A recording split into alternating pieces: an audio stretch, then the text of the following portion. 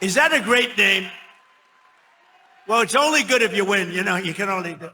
And we've won. Let me tell you, we've won. You know, you never like to say too early you won. We won. We won the bet. In the first hour, it was over. But we won. But they gave me a list of names at general. Sir, you can pick the name you'd like, sir. I said, the name of what? The name of the attack on Iran, sir. And they gave me like 20 names. And I'm like falling asleep. I didn't like any of them. Then I see Epic Fury. I said, I like that name. I like that name. Right, so the war is over. America won. Apparently, people are making fun, comparing this to the George Bush mission accomplished moment. There is a little bit of a difference between the Iraqi war and what's going on now, is that the Iraqi war was actually a war. I mean, you had boots on the ground, and a lot of American soldiers died in that war. Meanwhile, here you just had some airstrikes and drone strikes. So, as far as I know, not a single American soldier was deployed in Iran. So, it's not exactly the same thing. Like, the West Barrow Baptist Church doesn't have soldier funerals to go and picket. But let's analyze the statement, we won. Well, what are the victory conditions? Like, what exactly was he set up to accomplish? Now, apparently, it's to prevent Iran from having nuclear weapons. See, the thing with the nuclear weapons is that it's amazing for the public. Like, every time you want to attack them, they're making nuclear weapons. I'm gonna go in. Okay, now we don't want to attack them anymore. They can't make nuclear weapons. And so, like, what's going to happen? Like, every year or so, like, they're going to bomb Iran? Because, like, I remember they already bombed them before, right? Like, with the same idea. It's like, they're making nuclear weapons. And so, I do think that making nuclear weapons is just for the public. Like, every single day that the United States president wakes up and he's like, okay, we're going to bomb Iran today. Can you tell the press they're making nuclear weapons? You know, it's basically like something that you can't verify.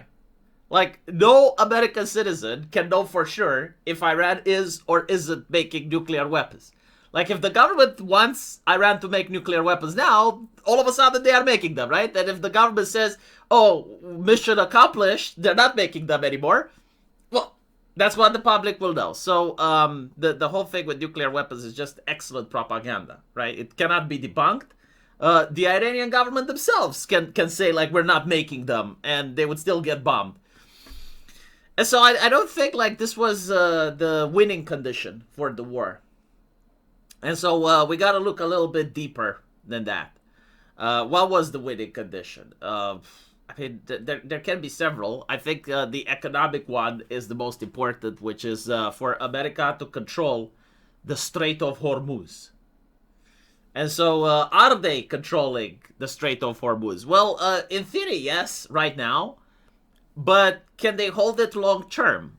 It's very expensive, right? Like, to make sure that you're escorting every single civilian ship through that strait, it's kind of financially difficult. Will they be able to hold it long term? We don't know. I don't think the US president knows either. Like, the answer is could be yes, could be no. And so why would he say that they won? Well, he says this for the stock market, number one. Like, he genuinely wants the oil prices to go down. If people believe that America won, or if people believe that other people believe that America won, then the stock price for oil goes down, which is probably what he is trying to accomplish, especially that midterms are coming.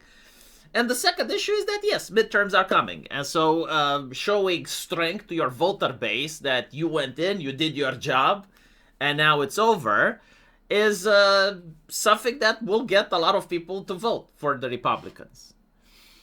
What other reason could there have been? Regime change. I think, like, regime change was always considered a bonus. The situation in Iran right now is that there's a lot of people that don't like the regime more so than in the last couple of years. And so any type of intelligence coming from Iran basically says this: the Ayatollah is despised by a lot of its people.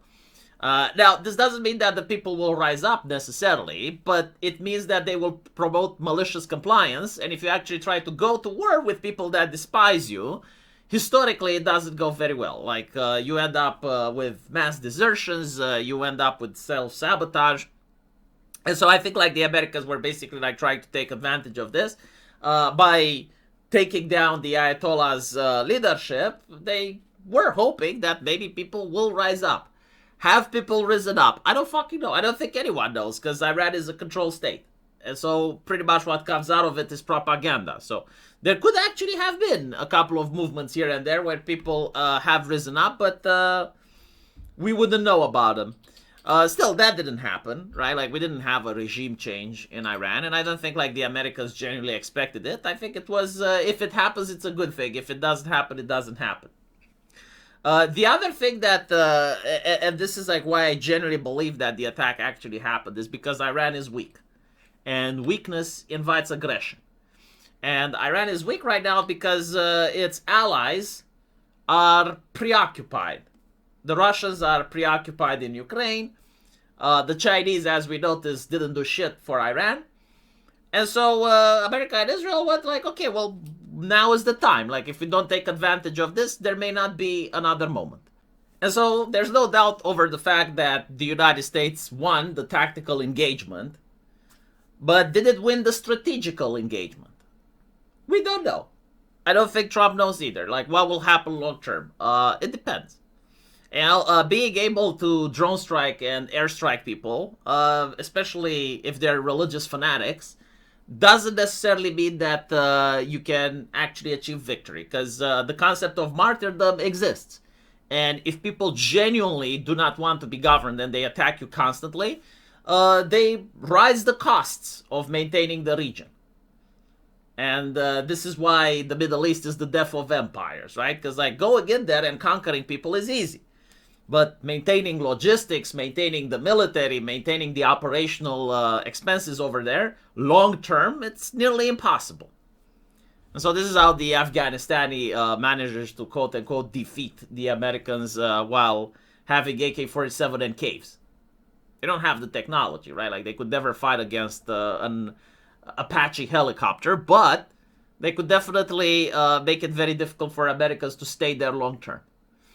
So if the Afghanistani can do it, we'll see if the Iranians can do it. Again, I personally think it's all about the Strait of Hormuz. And it's also about Iran being able to project power in the region.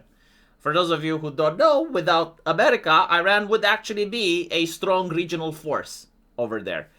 And with America, especially after they destroyed their leadership, and it seems that they may have cost them quite a significant amount in military hardware damages. And I think like their navy is also destroyed, right? Like, does Iran even have a navy now?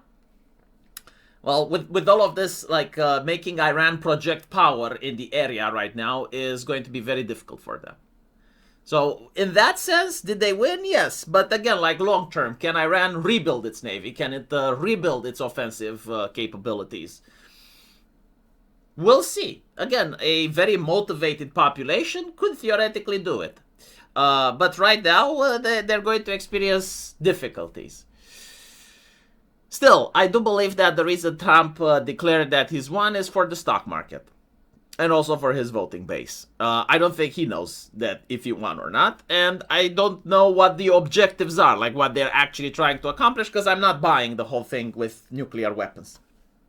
Let me know what you guys think, though. And as usual, I'll see you in the comment section. Take care.